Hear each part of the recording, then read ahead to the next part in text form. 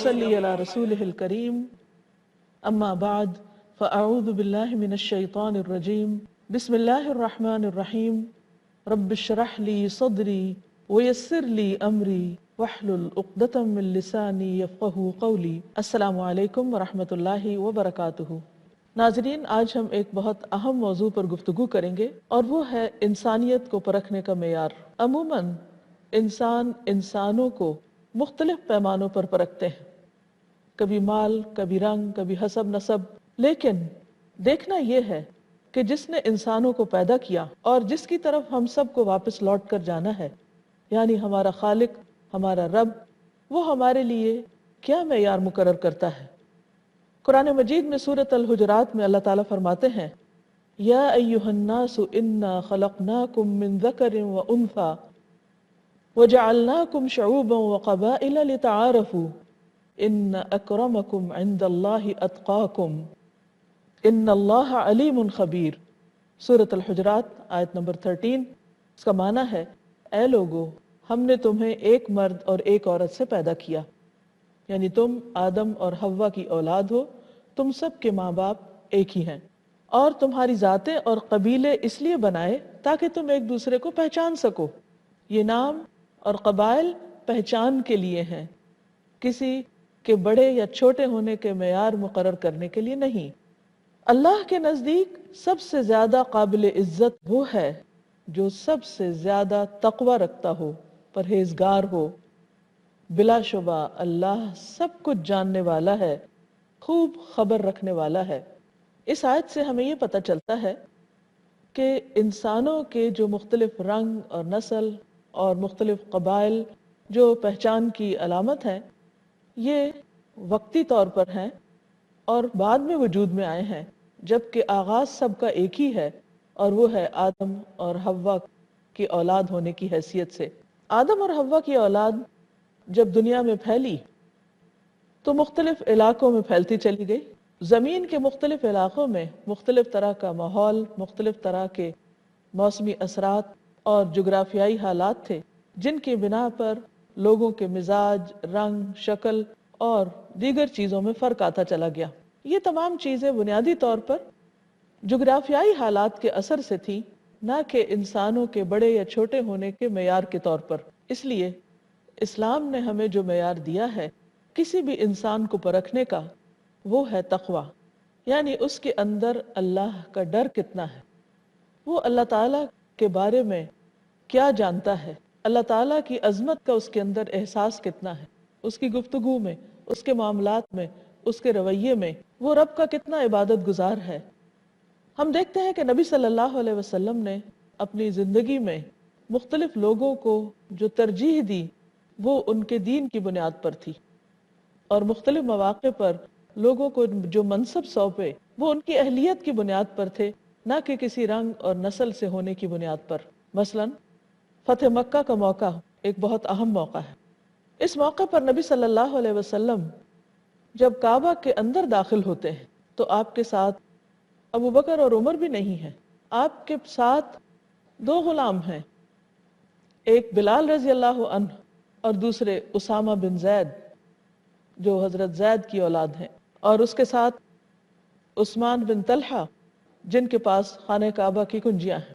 اسی طرح فتح مکہ کے بعد جو پہلی اذان دی گئی اس کے لیے بھی نبی صلی اللہ علیہ وسلم نے حضرت بلال کو منتخب فرمایا، ان کی اہلیت کی بنا پر، ان کے تقوی کی بنا پر، اور انہوں نے خانہ کعبہ کی چھت پر کھڑے ہو کر اذان دی۔ یہ ایک بہت بڑا شرف اور بہت بڑے عزت کا مقام تھا جو انہیں ان کے تقوی اور ان کے دین میں آگے ہونے کی بنا پر ملا۔ حضرت بلال وہ ہیں کہ جن کے بارے میں ایک دفعہ نبی صلی اللہ علیہ وسلم نے فجر کی نماز کے بعد ان سے پوچھا کہ بلال یہ بتاؤ کہ تمہارے اسلام میں آنے کے بعد جو اعمال ہیں ان میں سے کون سا عمل ایسا ہے جس کی بنا پر تم سمجھتے ہو کہ تم اللہ تعالیٰ کے قریب ہو، یا تمہارے نزدیک وہ باقی اعمال میں سے سب سے بہتر ہے، کیونکہ میں نے آج رات خواب میں تمہارے قدموں کی آواز جنت میں اپنے آگے آگے سنی ہے۔ تو حضرت بلال رضی اللہ تعالیٰ عنہ نے کہا کہ یا رسول اللہ صلی اللہ علیہ وسلم، میں وہی عمل کرتا ہوں جو سب کرتے ہیں، ہاں میں ایک بات کی کوشش کرتا ہوں کہ جب میں وضو سے نہیں ہوتا تو وضو کر لیتا ہوں، اور جو بھی اللہ تعالیٰ توفیق دیتا ہے نماز ادا کر لیتا ہوں، یعنی نوافل وغیرہ کی کثرت۔ تو حقیقت میں یہی ہے کہ انسان کے پاس اصل دولت ایمان کی دولت ہے۔ انسان کے پاس عظمت کا معیار جو اللہ کے نزدیک ہے وہ اس کا تقوی ہے کہ کون محض اللہ کی خاطر کیا عمل کرتا ہے، خواہ وہ حبشی غلام ہی کیوں نہ ہو، خواہ اس کا کوئی پیچھے قبیلہ نہ ہو، کوئی اس کا خاندان اور برادری نہ ہو، کوئی اس کے پاس مال و دولت کے انبار نہ ہو، لیکن اگر اس کے اندر ایمان ہے اور دین کی خاطر وہ قربانی کرنے والا ہے تو وہ یقیناً باقی لوگوں کے مقابلے میں بہت بلند مقام پانے والا ہے۔ ایک موقع پر حضرت سہل روایت کرتے ہیں کہ ایک آدمی حضور صلی اللہ علیہ وسلم کے سامنے سے گزرا۔ آپ نے پوچھا تمہاری اس بارے میں کیا رائے ہے، یعنی اس شخص کے بارے میں تم کیا کہتے ہو؟ صحابہ نے عرض کیا کہ یہ اس لائق ہے کہ اگر یہ نکاح کا پیغام بھیجے تو پیغام قبول کر لیا جائے، اور اگر یہ کسی کی سفارش کرے تو اس کی سفارش قبول کر لی جائے، اگر کوئی بات کہے تو غور سے سنی جائے۔ آپ صلی اللہ علیہ وسلم اس پر چپ رہے۔ پھر ایک دوسرا شخص گزرا جو مسلمانوں کے غریب اور محتاج لوگوں میں شمار کیا جاتا تھا، یعنی بظاہر دنیاوی اعتبار سے اس کا کوئی سٹیٹس نہ تھا۔ آپ نے پوچھا یہ بتاؤ کہ تمہارا اس کے بارے میں کیا خیال ہے؟ تو صحابہ نے عرض کیا کہ یہ اس قابل ہے کہ اگر یہ نکاح کا پیغام بھیجے تو اس کا پیغام قبول نہ کیا جائے، اگر یہ کسی کی سفارش کرے تو اس کی سفارش سنی نہ جائے، اور اگر کوئی بات کہے تو اس کی بات پر کوئی توجہ نہ دے۔ اس پر آپ صلی اللہ علیہ وسلم نے فرمایا یہ شخص اکیلا، یعنی یہ ایک شخص جسے دنیا والے کوئی اہمیت نہیں دیتے، پہلے شخص کے مقابلے میں جو پوری زمین بھر بھی ہوں ان سب کے مقابلے میں یہ زیادہ بڑا ہے اللہ کی نگاہ میں، اس کے مقابلے میں جس کی ہر بات سنی جاتی ہے اور جس کو ہر کوئی توجہ دینے والا ہے۔ اگر ویسے لوگ پوری زمین پر بھی پھیلے ہوئے ہوں تو بھی ان کا معیار اور ان کا مقام اللہ کی نظر میں کم ہے، اور یہ شخص ان سب سے بہتر ہے۔ اس سے پتہ چلتا ہے کہ اسلام میں انسان کی اصل وقت، اس کی قیمت اور اس کی قدر کس بنا پر ہے۔ نبی صلی اللہ علیہ وسلم نے فرمایا ان اللہ لا ينظر الى صورکم ولا الى اموالکم ولکن ينظر الى قلوبکم واعمالکم، کہ لوگوں اللہ تعالیٰ تمہاری صورتیں، شکلیں اور تمہارے مال نہیں دیکھتا، کیونکہ عام طور پر لوگ کسی بھی انسان کو کب توجہ دیتے ہیں جب اس کے پاس دو چیزیں ہوں، ایک تو یہ کہ اس کی پرسنالٹی اچھی ہو، شکل و صورت میں اچھا ہو، اور دوسرے یہ کہ اس کے پاس مال ہو، تو ہر شخص اس کے پیچھے جاتا ہے۔ لیکن اللہ سبحانہ و تعالیٰ کسی کی شکل پر توجہ نہیں دیتے، کیونکہ وہ تو اللہ تعالیٰ نے خود بنائی ہے۔ قرآن مجید میں آتا ہے هو الذی یصورکم فی الارحام کیف یشاء، وہ ماں کے پیٹ میں جس کی جیسے چاہتا ہے شکل بناتا ہے، لیکن وہ دراصل دیکھتا کیا ہے؟ انسانوں میں وہ کس چیز کو پرکھتا ہے اور کس چیز کی قیمت ہے؟ وَلَٰكِن يَنظُرُ إِلَىٰ قُلُوبِكُمْ، وہ تمہارے دل دیکھتا ہے، کیونکہ دل ہی دراصل تقوی کا مقام ہے۔ وَأَعْمَالِكُمْ، اور تمہارے عمل دیکھتا ہے، ایکشنز دیکھتا ہے کہ تم کرتے کیا ہو۔ اگر یہ دو چیزیں درست نہیں تو پھر باقی اگر کسی کے پاس دنیا بھر کی بھی دولت ہو، قارون کے خزانے ہوں، لیکن اللہ کے ہاں اس کی وقت اور قدر ایک مچھر کے پر برابر بھی نہیں۔ اللہ سبحانہ و تعالیٰ اپنے بندوں کے اندر تواضع دیکھنا چاہتا ہے، ہمبلنس، اور ان کو بااخلاق دیکھنا چاہتا ہے۔ حدیث میں آتا ہے ان اللہ اوحى الی ان تواضعوا حتى لا يفخر احد على احد ولا يبغي احد على احد۔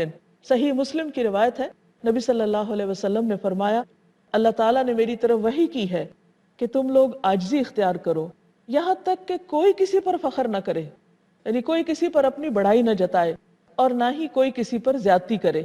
گویا کسی حسب نسب کے بنا پر یا کسی بھی خوبی کی بنا پر، خواہ وہ اچھی شکل و صورت ہی کیوں نہ ہو یا مال و دولت ہو یا کوئی دنیاوی کچھ اور سٹیٹس ہو، کسی کے پاس کوئی بڑی ڈگری ہو، کوئی چیز ایسی نہیں کہ جس کی بنا پر کوئی شخص اپنے آپ کو دوسرے سے بہتر تصور کرے، الا یہ کہ وہ اللہ کی نگاہوں میں بڑا ہو، اور اس کا معیار ہے کہ اس کے اندر خدا کا ڈر ہو اور انسان یہ سمجھتا ہو کہ ساری طاقت صرف اللہ کے پاس ہے، ساری قدرت کا مالک وہی ہے اور انسان تو صرف عاجز مخلوق ہے۔ انسان کو اگر وقتی طور پر کچھ اختیار ملا بھی ہے تو وہ اس کے امتحان کے لیے ہے، اترانے کے لیے، فخر اور غرور کرنے کے لیے، تکبر کرنے کے لیے نہیں ہے۔ وہ اس لیے ہے کہ دیکھا جائے کہ انسان اس اختیار کو استعمال کرتے ہوئے کرتا کیا ہے، کیونکہ دنیا میں کوئی کتنا بھی بڑا بن جائے، موت کے ساتھ ہی اس کو اپنی حقیقت پتہ چل جائے گی۔ جو لوگ دنیا میں بڑے بنتے ہیں، تکبر کرتے ہیں، دوسرے انسانوں کو حقیر سمجھتے ہیں، جب آخرت کے دن اٹھیں گے تو اپنی بے بسی کا اور اپنی بیچارگی کا اور اپنی محتاجی کا خوب احساس ہو جائے گا۔ وہاں اگر کسی کی کوئی قدردانی ہوگی تو اس کے تقوی کی بنا پر۔ دنیا میں جتنی بھی یہ اونچ نیچ ہے، یہ سب وقتی اور عارضی ہے۔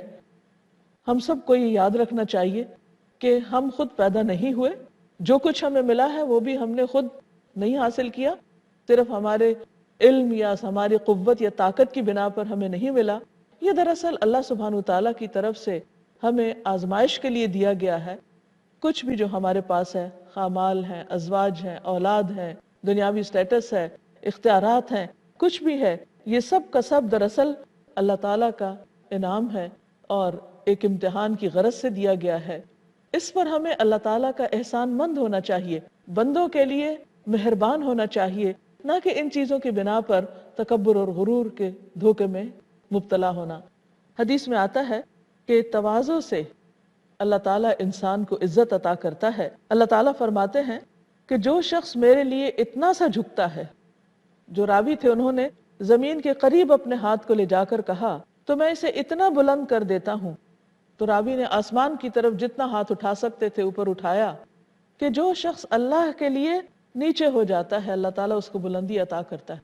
آج ہم سب جانتے ہیں کہ حضرت عمر رضی اللہ تعالیٰ عنہ کا نام آتے ہی ہمارے اندر ایک ایمان کا ولولہ پیدا ہوتا ہے، اور ہم سب کے اندر ایک عزت اور محبت کے جذبات جنم لیتے ہیں۔ حضرت عمر اگرچہ مزاج کے سخت تھے، لیکن اس کے باوجود ان کے اندر کس قدر عاجزی تھی۔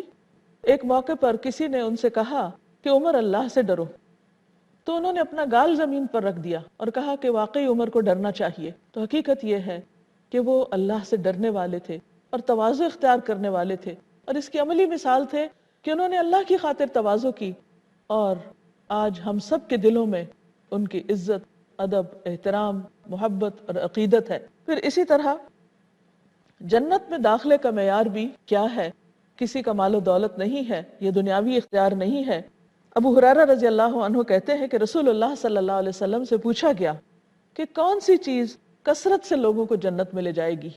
تو آپ نے فرمایا اللہ کا تقوی اور اچھا اخلاق، یعنی جس کے اندر جتنا زیادہ یہ احساس ہے کہ وہ اس زمین پر اللہ کا بندہ ہے اور وقتی طور پر بھیجا گیا ہے ایک امتحان کے لیے، اور اسے واپس اللہ کے سامنے جا کر کھڑے ہونا ہے اور اپنی ان ساری نعمتوں کا حساب دینا ہے، تو وہ انتہائی عاجزی کے ساتھ زندگی کا یہ وقت گزارے گا، حتیٰ کہ بندوں کے ساتھ معاملہ کرتے ہوئے بھی خود بخود اس کے اندر عاجزی آئے گی، جس کے نتیجے میں بہترین اخلاق کا حامل ہوگا۔